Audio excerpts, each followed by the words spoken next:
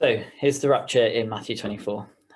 We're going to ask and then hopefully answer this question tonight of whether or not the rapture is indeed in Matthew 24. And I think the subject tonight is one of increasing controversy at times. And to be honest, in some ways is one that I would have rather stayed away from.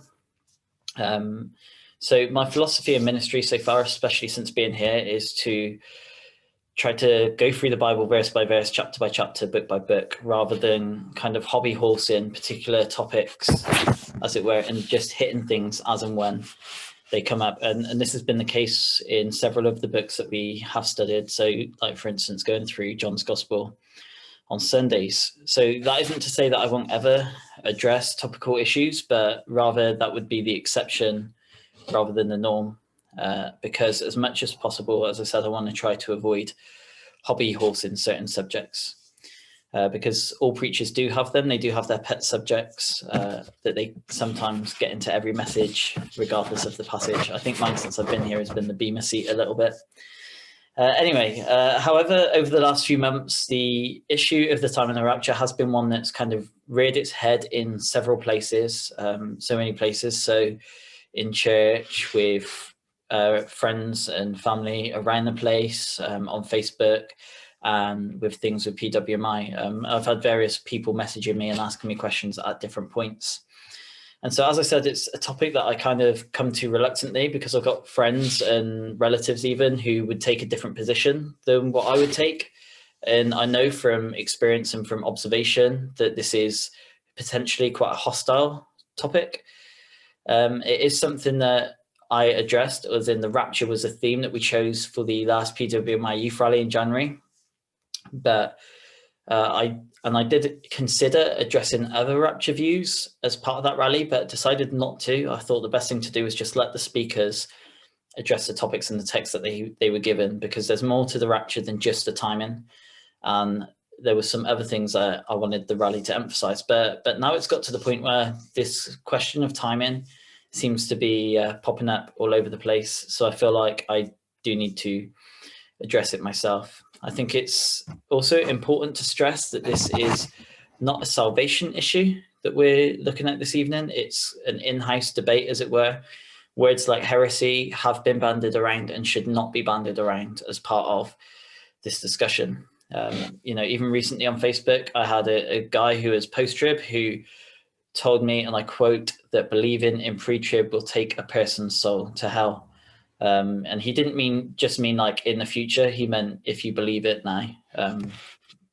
So this person had made their eschatological view a necessary component of the content of the gospel. And that actually is heresy.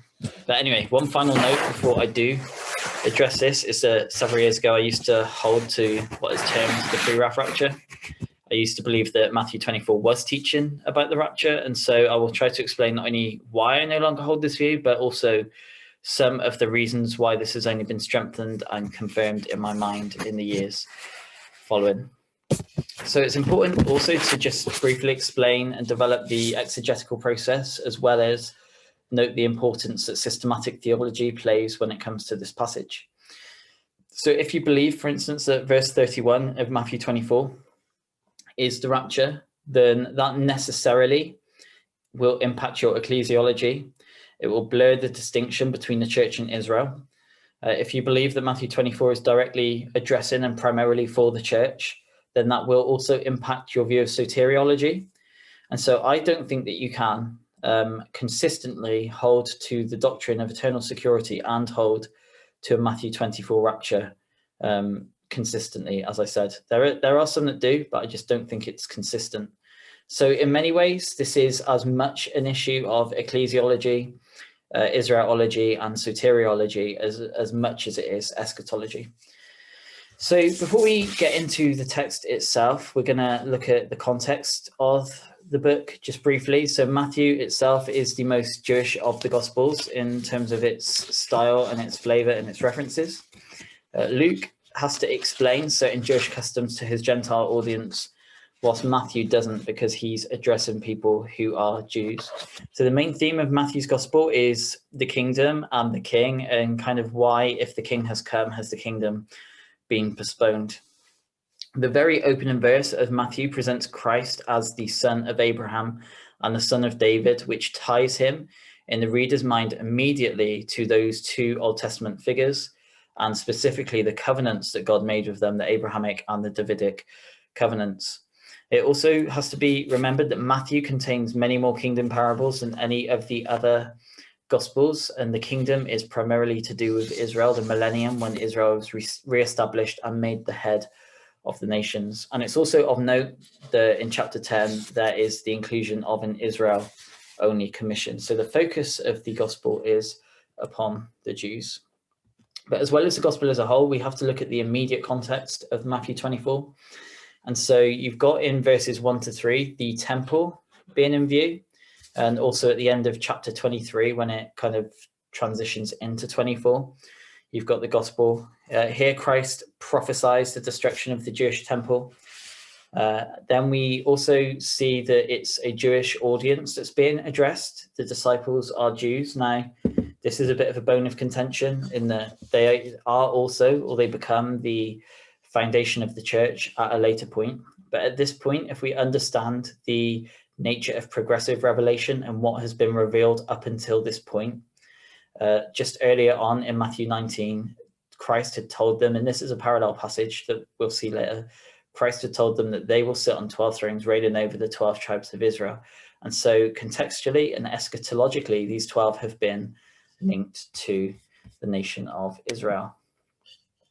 We also see that we've got this phrase, he who endures to the end, in verse 13. I take that to be referring to Jews in the tribulation, and there's some cross-reference passages there. We won't look at them just for the sake of trying to make good time this evening.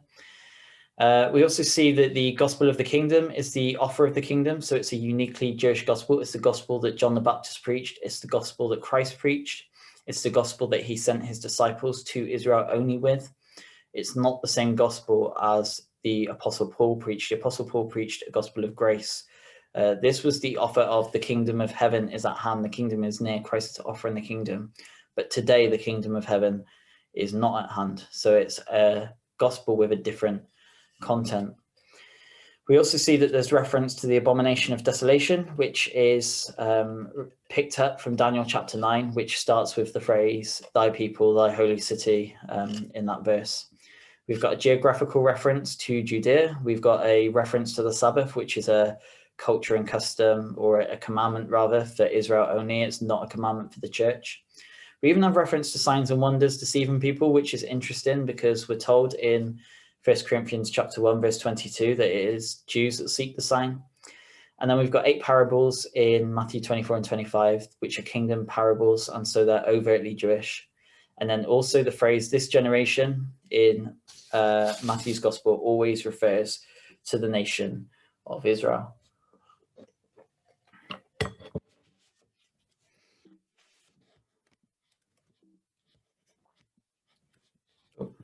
So we're going to look at a couple of passages. There are 2 main passages that primarily claim to be the rapture of the church in Matthew 24. And we're going to look at the simplest one first, which is in Matthew 24, verses 40 to 41.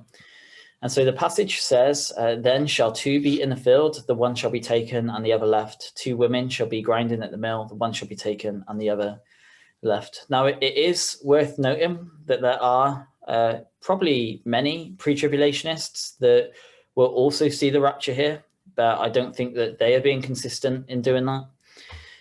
But this is what the verse says. It says, one is left, one is taken. And the argument here, for those who hold that this is the rapture, is that the one who is taken in rapture, and the one who is left to face the tribulation or the day of the Lord or the Antichrist or, etc. But if we look at the preceding verses and we look at the context, we will notice that actually this teaches the opposite.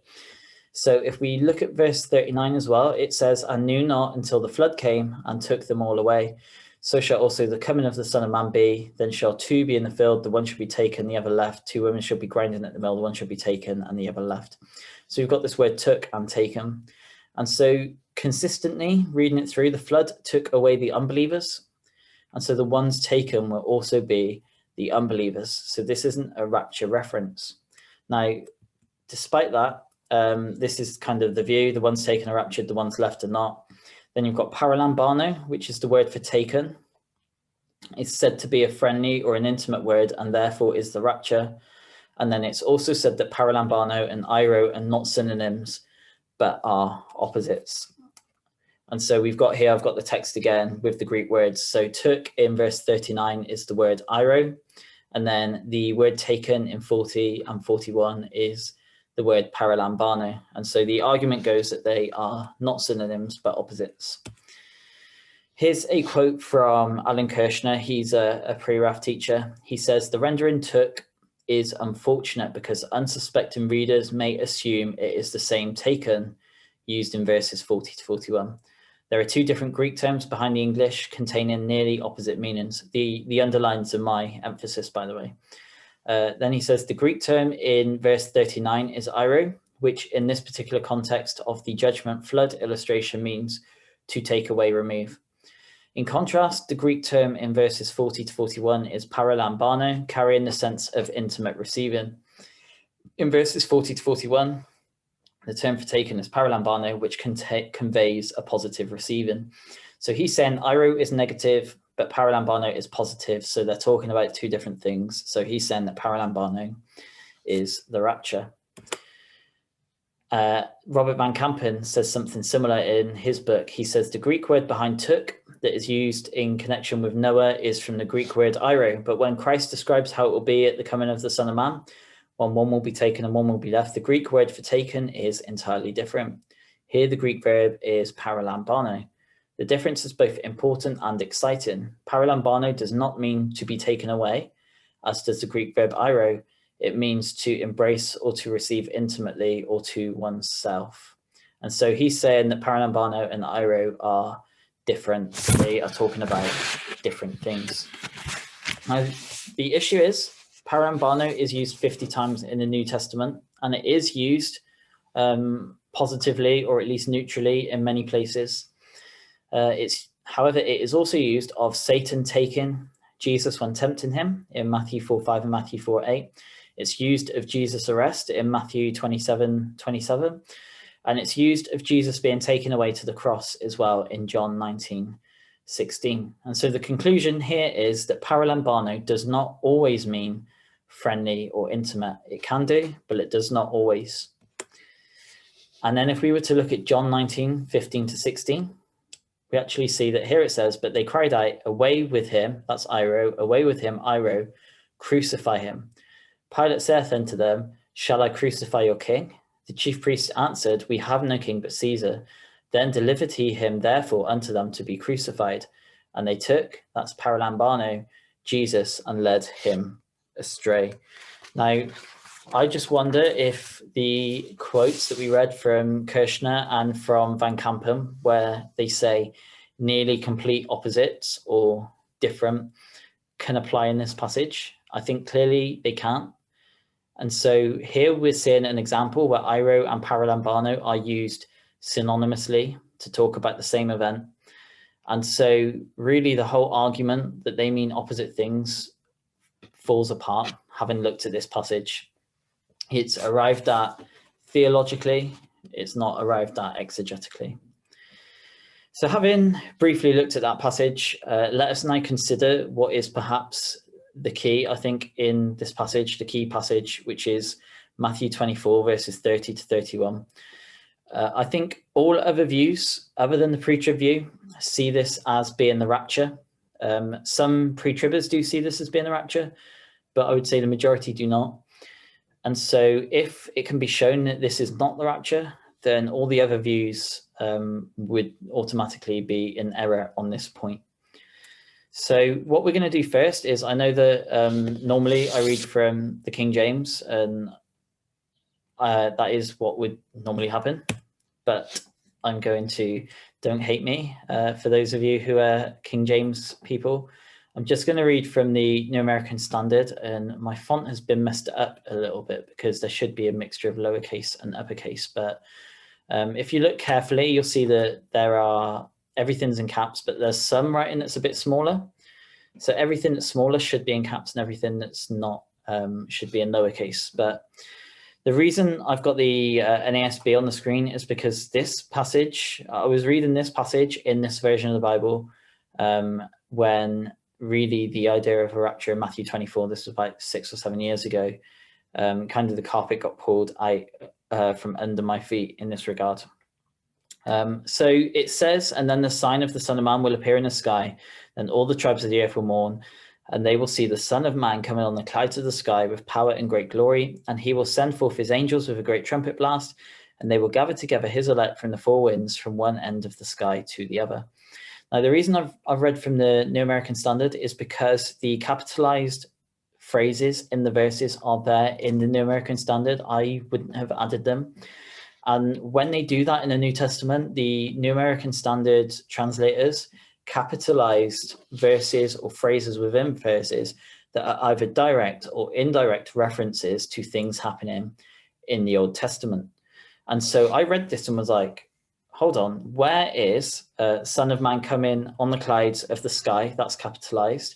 Where is that in the Old Testament? And also the phrases, a great trumpet blast, and they will gather together, are also capitalized in the New American Standard. So that kind of set me off on a search to find out passages, find out parallel passages in the Old Testament to see what they said and if they could shed any light on what this passage here means. And basically what I'm going to share with you is the results of my finding. So there is a chart here which has got the phrases of Matthew 24 on the one column, and then in the middle it's got the verse from Matthew 24, and then it's got the parallel passages. So what we're going to do is we're going to look at these phrases, look at the parallel passages, and then hopefully I'm going to show that the gathering of the elect in verse 31 is not the gathering of the church, but the gathering together of Israel in belief at the very end of Daniel's 70th week. So there are four things really that we're going to look at, with the fourth and fifth are kind of mixed in together.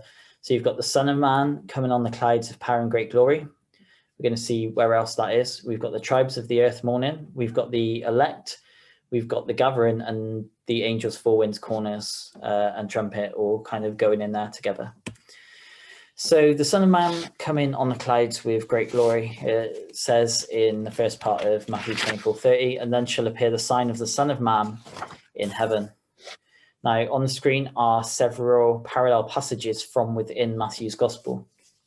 So Matthew 25:31 says, when the Son of Man shall come in his glory and all the holy angels with him, then shall he sit upon the throne of his glory. And then we've also got in Matthew 19:28, and Jesus said unto them, verily I say unto you, that ye which have followed me in the regeneration, when the Son of Man shall sit in the throne of his glory, ye shall also sit upon 12 thrones, judging the 12 tribes of Israel. I think this is a really key verse, increasingly so. And then also Christ, when he's being witnessed, says to the high priest, Jesus saith unto him, thou hast said, nevertheless I say unto you, hereafter shall ye see the Son of Man sitting on the right hand of power and coming in the clouds of heaven. And the high priest rent his clothes, saying, he has spoken blasphemy, what further need have we of witnesses? Behold, now ye have heard his blasphemy. And so Christ says that he's going to be coming on the clouds of heaven, the right hand of power. So it's the same concept that's going on in Matthew 24:30. So what we have is a reference here as well to Daniel. The question has to be, why did the high priest rent his clothes? Why did he accuse Christ of speaking blasphemy simply for saying, hereafter you shall see the Son of Man sitting on the right hand of power coming in the clouds of heaven? And the reason is because really it's a claim to deity, because there's a parallel passage in the Old Testament in Daniel 7:13 to 14. And that says, I saw in the night visions, and behold, one like the Son of Man came with the clouds of heaven and came to the Ancient of Days, and they brought him near before him. And there was given him dominion and glory and a kingdom that all people, nations, and languages should serve him. His dominion is an everlasting dominion which shall not pass away, and his kingdom that which shall not be destroyed. Now, Daniel here cannot be referring to the rapture, because the rapture is a New Testament mystery doctrine, so it's not in the Old, but rather this is a very clear reference to the second coming of Christ to receive his kingdom, to set up his rule in the millennium, but it's also a very clear parallel passage to what's going on in Matthew 24:30 and Matthew 26:64. The reason the Sanhedrin was so incensed at what Jesus had said was, as I said, this was both a claim to kingship and to deity. He was claiming to be the Son of Man, which is a divine title, and was claiming to be the one to whom the kingdom would be given. This has nothing to do with the church, with the doctrine of the church, but is about the second coming and is about the kingdom, which was the expectation of the nation of Israel and the theme of the Gospel of Matthew. Our second passage is, or our second kind of phrase from Matthew 24 is the tribes of earth mourning. So I find that there's an interesting argument here in that the word gay in the Greek, which is just 2 letters long, it's a gamma and an eta, it literally means soil. So that's the word that's used, that's translated earth. So literally it means soil. It's used 42 times in Matthew. It's rendered earth, land, ground, and country. And then we've got the word ethnos, which is used of the nations.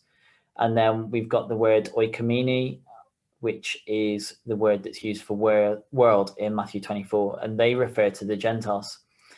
The word tribes is only used twice in Matthew in his whole gospel. Once is in Matthew 19:28, which we've just read, and as we noted, is a parallel passage and speaks of the 12 tribes of Israel.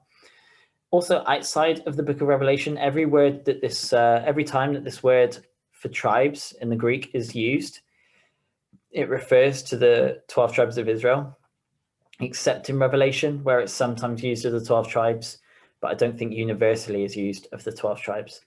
And so I think there's an interesting argument here. I wouldn't die on a hill over this, but I think there's an interesting argument to say that rather than tribes of the earth, it could be understood as being the tribes of the land, as in the tribes of the land of Israel. Anyway, we have this phrase, and then shall all the tribes of the earth mourn. Revelation 1:7 is a parallel passage. It says, behold, he cometh with the clouds, which is the same as what we've just seen. And every eye shall see him, and also they also which pierced him, which is the Jews, and all kindreds of the earth shall wail because of him. In the Greek, that's the same as what we've just seen in Matthew. So it could be referring to the kindreds of the earth, but there's also potentially an argument that it's the tribes of the land. And then also we've got in Zechariah 12:10, and I'll pour upon the house of David and upon the inhabitants of Jerusalem the spirit of grace and of supplications, and they shall look upon me whom they have pierced, and they shall mourn for him as one mourneth for his only son, and shall be in bitterness for him as one that is in bitterness for his firstborn. And so this is a place where we've got mourning in the Old Testament. We've got the tribes of Israel, the Jews, as it were. This is a second coming passage. This is happening at the same time as we read later when Christ's feet land on the Mount of Olives. And so there is a national mourning when Christ comes back from the Jewish people. And so that fits quite nicely with what is described in Matthew chapter 24. So our third point this evening is considering the elect and who the elect refers to. I think this is where it gets a bit more tricky. But firstly, just to say, elect does not necessarily refer to the church. So for instance, 1 Timothy 5:21 refers to elect angels. And so in this case with the angels, elect doesn't even refer to salvation because angels aren't saved. They don't need salvation. So I think sometimes we hear the word elect and we automatically kind of think of what the Reform guys teach on that, but that's not necessarily what the word elect means.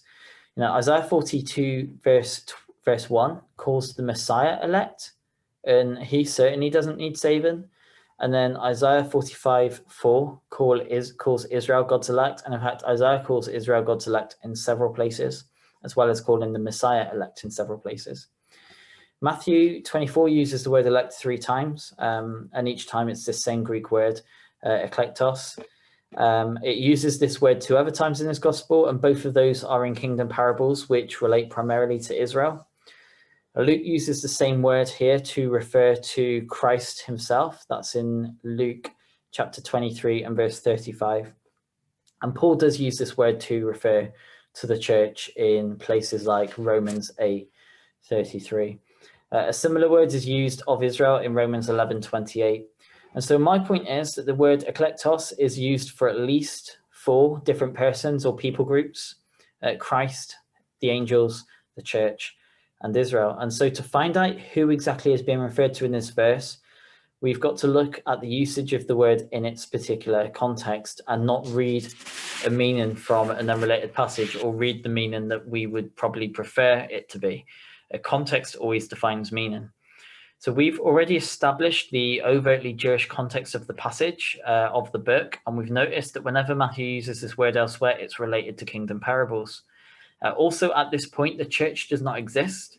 The disciples would have barely any concept of the church. There's one verse where Christ says, "I will build my church," but we know from the book of Acts that they don't really understand that this will be anything more than a group of Jews until several years after the birth of the church. And so the church isn't in existence. We have to understand this in the light of progressive revelation at the point in which Christ is speaking. The word ecclesia is used twice in Matthew. And so if Christ wanted to identify the church specifically in this passage, he could have done so by using that word. So whilst I don't think it is possible for anyone to conclusively prove one way or the other who the elect is referring to here, whether it's Israel or the church, I think Israel overall are the best fit. And so that's kind of the elect. I think it's a hard one to be dogmatic on, and people are on both sides, but I don't think you should be. I just think the arguments favor Israel. To make it the church, you kind of have to do a little bit of eisegesis to arrive there. We've got this verse here: "He shall send his angels with a great sound of a trumpet, and they shall gather together his elect from the 4 winds of the other." And so we've kind of looked at this stuff already. So fourthly, then we've got the gathering. It says, "He shall send his angels with a great sound of a trumpet, and they shall gather together his elect from the 4 winds, from one end of heaven to the other." And this is where we're going to spend the majority of the time this evening. We're going to look at passages which speak of a gathering, but also speak of a great trumpet or the 4 winds at the same time. So this was, according to the New American Standard, an allusion to the Old Testament, the gathering. So if the gathering is in the Old Testament and there's an eschatological gathering in the Old Testament, where is it taught, or is it taught? Well, let's have a look at some passages. So firstly, we have Deuteronomy 30, verses 3 to 4. It's, verses 3 to 6 we'll read. It says, "That then the Lord thy God will turn thy captivity and have compassion upon thee, and will return and gather thee from all the nations whither the Lord thy God hath scattered thee. If any of thine be driven out unto the outmost parts of heaven, from thence will the Lord thy God gather thee, and from thence will he fetch thee. And the Lord thy God will bring thee into the land which thy fathers possessed, and thou shalt possess it, and he will do thee good, and multiply thee above thy fathers. And the Lord thy God will circumcise thine heart and the heart of thy seed, to love the Lord thy God with all thine heart and with all thy soul, that thou mayest live." So what we have here is that in verse 3, we're told that the Lord returns, and then he gathers the nations from wherever they've been scattered. It says, "If any of you are driven to the outmost parts of heaven, from thence will the Lord gather them." So this is at a return. There's a gathering from the outmost parts of heaven. And then also in verse 6, which is important to note, that their hearts are circumcised. So there is a national regeneration. And so this has to be the second coming that's in view in Deuteronomy, because it's only at the second coming of Christ that Israel receives a national salvation, when all Israel will be saved, according to the Apostle Paul. The next passage we have is Isaiah 11, verses 10 to 12. It says, "And in that day there shall be a root of Jesse, which shall stand for an ensign of the people. To it shall the Gentiles seek, and his rest shall be glorious. And it shall come to pass in that day that the Lord shall set his hand again the second time to recover the remnant of his people, which shall be left from Assyria and from Egypt and from Paphros and from Cush and from Elam and from Shinar and from Hamath and from the islands of the sea. And he shall set up an ensign for the nations, and shall assemble the outcasts of Israel, and gather together the dispersed of Judah from the 4 corners of the earth." So we see here that Christ comes and sets up an ensign for the nations. He assembles the outcast of Israel. He gathers the dispersed of Judah from the four corners of the earth. Who is the root of Jesse? Jesse is the father of King David. They're from the tribe of Judah. The root of Jesse is a descendant of Jesse. It refers to Jesus as the Messiah. The preceding context of the passage is about the millennium. And so prior to the millennium, the Lord will gather his people Israel from the four corners of the earth. So this, therefore, is at the second coming of Christ to earth, and immediately prior, or at least a very short period of time prior to the millennial kingdom. The same thing is said in Isaiah 27 and verses 12 to 13. It says, "And it shall come to pass in that day that the Lord shall beat off from the channel of the river unto the stream of Egypt, and ye shall be gathered one by one, O ye children of Israel. And it shall come to pass in that day that the great trumpet shall be blown, and they shall come which were ready to perish in the land of Assyria, and the outcasts in the land of Egypt, and shall worship the Lord in the holy mount at Jerusalem." Now, it's interesting, isn't it, that there's a gathering one by one at the blowing of a great trumpet. In the Bible, whenever we see the phrase children of Israel, it always means children of Israel. And so we see here an eschatological gathering of the children of Israel at the blowing of the great trumpet, and the nation that are coming to worship in the Holy Mount references to the millennium. Now, just before we move on, it's interesting that Jewish prayer books still contain a prayer based on these last two verses that we've looked at in Isaiah that talk about a gathering at the ensign, at the great trumpet, etc. I just thought that's of interest. Jeremiah 23 verses 3 to 8. It says, "And I will gather the remnant of my flock out of all countries whither I have driven them, and will bring them again to their folds, and they shall be fruitful and increase. And I will set up shepherds over them, which shall feed them, and they shall fear no more, nor be dismayed, neither shall they be lacking, saith the Lord. Behold, the days come, saith the Lord, that I will raise unto David a righteous branch, and a king shall reign and prosper, and shall execute judgment and justice in the earth. In his days Judah shall be saved, and Israel shall dwell safely, and this is his name, whereby he shall be called the Lord our righteousness. Therefore, behold, the days come, saith the Lord, that they shall no more say, the Lord liveth, which brought up the children of Israel out of the land of Egypt, but the Lord liveth, which brought up and which led the seed of the house of Israel out of the north country and from all countries, whither I had driven them, and they shall dwell in their own land." And notice in this passage again that the context is the branch, the restoration of the Davidic dynasty, and at this same time, Israel will be fully regathered and will dwell safely in their land. They don't dwell safely in their land at the moment. So this is clearly a second coming passage, and it's a second coming of Christ when he sits on his throne and restores the Davidic dynasty. Again, in Jeremiah, we turn to chapter 30 and verses 7 to 8. It says, "Alas, for that day is great, so that none is like it. It is even the time of Jacob's trouble, but he shall be saved out of it. For it shall come to pass in that day, saith the Lord of hosts, that I will break his yoke from off thy neck, and will burst thy bonds, and strangers shall no more serve themselves of him. But they shall serve the Lord their God, and David their king, whom I will raise up unto them. Therefore fear thou not, O my servant Jacob, saith the Lord, neither be dismayed, O Israel. For lo, I will save thee from afar, and thy seed from the land of their captivity. And Jacob shall return, and shall be in rest, and be quiet, and none shall make him afraid." The context is the time of Jacob's trouble. It's a future time. It's a time that we would say is synonymous with the tribulation period or with the day of the Lord. In verse 7, they go through the tribulation. In verse 8, the yoke of the strangers is broken.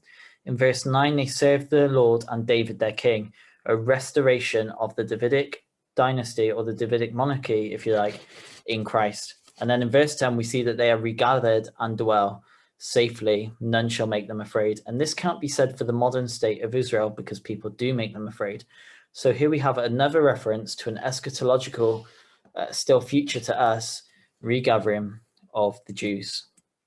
But none of the passages that we've looked at so far, and the next one that we look at either, they don't refer to the modern state of Israel. I do believe that the modern state of Israel is a fulfillment of Bible prophecy. Ezekiel 37, the valley of dry bones. Firstly, the bones come together, then the flesh, and then life comes into them. So we see a regathering in stages, as well as other places. But these passages do not. These passages speak of an eschatological Davidic restoration, national regeneration. And so they are still future to us. Now, Ezekiel 37, the chapter that I've just referenced, it says this. It says, "And say unto them, Thus saith the Lord God, Behold, I will take the children of Israel from among the heathen, whither they be gone, and will gather them on every side and bring them into their own land. And I will make them one nation in the land upon the mountains of Israel, and one king shall be king to them all. And they shall be no more two nations, neither shall they be divided into two kingdoms anymore." Whilst after the Babylonian captivity and in the modern state of Israel, it is true that both of those regatherings, they came back as one nation. But what has not happened is that they've never had one king over them really since Solomon, or you could argue since the early years of Rehoboam. And so this is a prophecy that is still future to us when Christ rules over Jerusalem. And we see that there is a regathering from the heathen, from the nations on every side of them, and they are brought into their own land.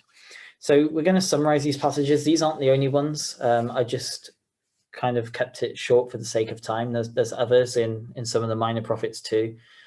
So we've got in Matthew, "And he shall send his angels with a great sound of a trumpet, and they shall gather together his elect from the four winds, from one end of heaven to the other." And we've got in Deuteronomy, "From all nations, from the outmost parts of heaven." We've got in Isaiah, "A gathering from the four corners." Isaiah 27, "They're gathered with a great trumpet." In Jeremiah, "They're gathered with the messianic Davidic kingdom's reestablishment." In Jeremiah 30, "They're gathered and saved out of Jacob's trouble," in conjunction with the setting up of the messianic Davidic kingdom. And then in Ezekiel, "They are gathered in the future as one nation with one king."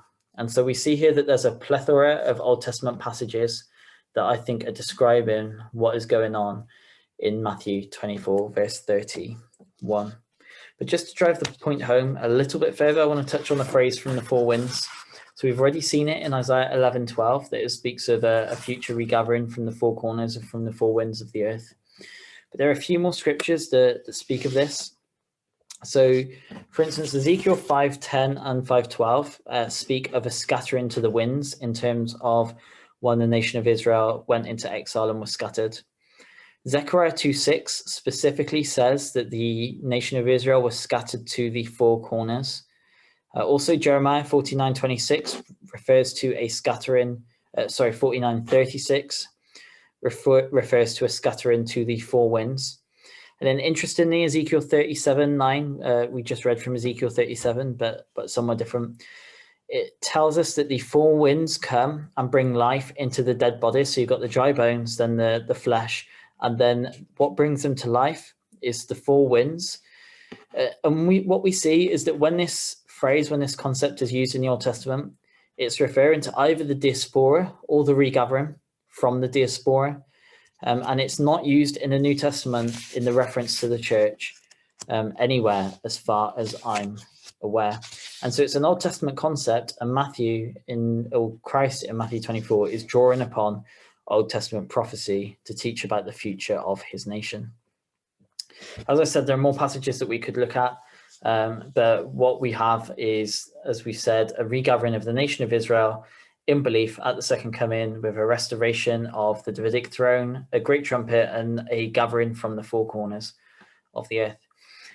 However, as I've said, context is king, and so those advocating a Matthew 24 rapture will point to the word episynagoge, which is in Matthew 24:31. That's the word for gather, episynago rather, in that verse. And they will also point to 2 Thessalonians 2:1. It says, "Now we beseech you, brethren, by the coming of our Lord Jesus Christ and by our gathering together to him." And that's the word episynagoge. So what they kind of fail to notice is that whilst the words are related, they are not exactly the same word. One's a noun, one's a verb. So, it's splitting hairs really, but they're not exactly the same word. But what you do have here is something that's called illegitimate totality transfer. It's a hermeneutical mistake.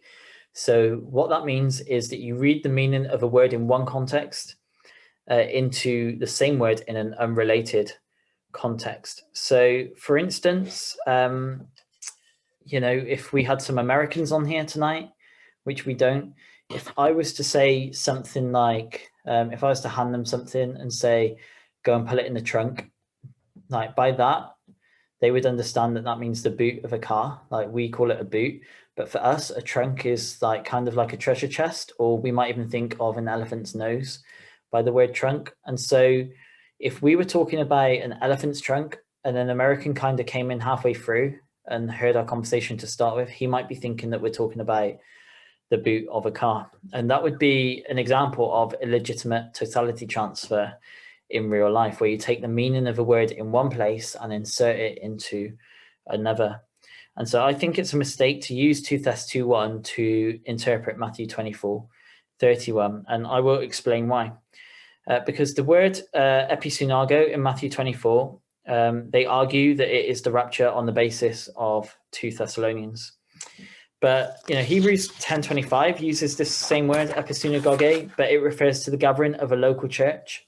And so we wouldn't read either Matthew 24 or 2 Thessalonians 1 in the light of how Hebrews uses the word, because the context and the passage is different.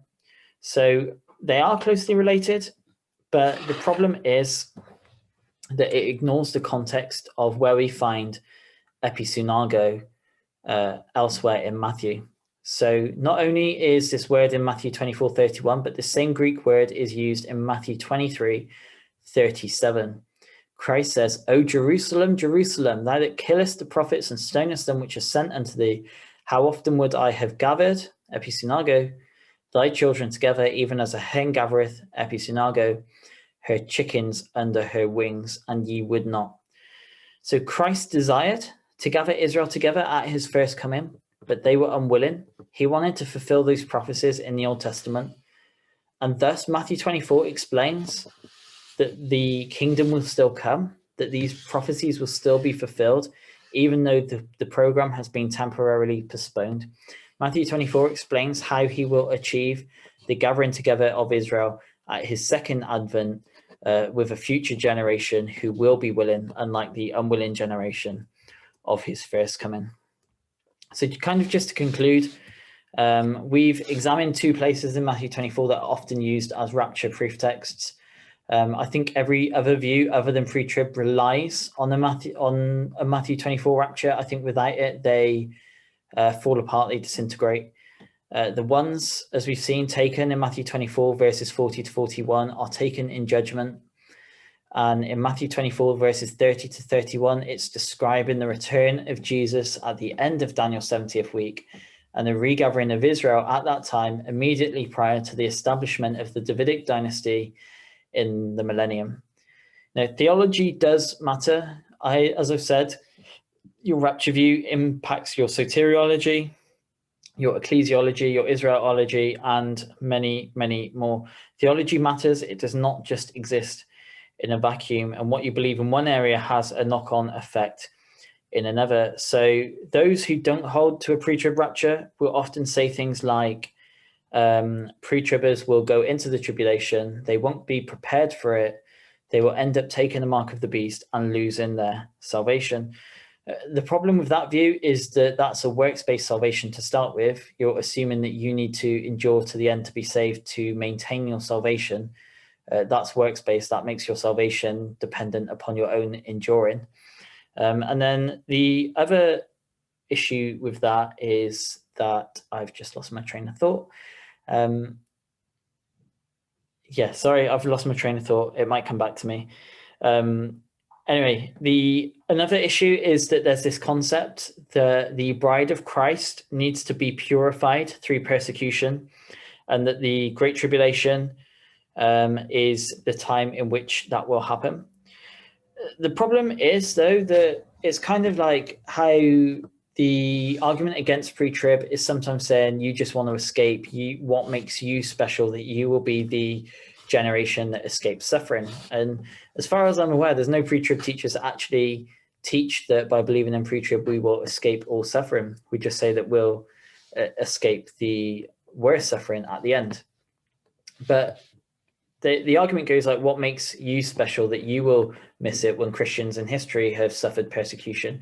Well, the flip side to that is, what makes the last generation of the church so apostate, if you like, that they need to go into the Great Tribulation to be purged and cleansed, unlike other generations? It doesn't really make sense. Either we're washed in the blood of Christ completely and we're presented before the Father pure and spotless and blameless, or we need to go into the tribulation to be kind of purged and purified and whatnot. You know, the expectation of having to face the Antichrist and to face the most severe persecution, coupled with the danger of losing your salvation, can often result in worry and fear of the future, and it robs the believer of their assurance, which is their birthright. The assurance of your salvation is the believer's birthright, because if enduring to the end, as I've said, is required for final salvation, how can any of us actually know that we will endure? I think finally the fact has been pretty clearly established that Matthew 24:31 refers to the gathering of Israel at the second coming prior to the millennium. So to make that passage about the church is a mistake in ecclesiology and in Israelology, and it results in a mild, and I say this as nicely as possible, it results in a mild form of replacement theology. Whilst it is mild, it is replacement theology nonetheless, and is no different to reading the church into other passages about Israel as the amillennials do. You know, the rapture, the pre-trib rapture does fill the believer with the hope of Christ coming. It makes the most sense in light of the repeated exhortations in the epistles to wait for Christ. It harmonizes well with the doctrine of eternal security, and it consistently distinguishes between the church and Israel, unlike the other views.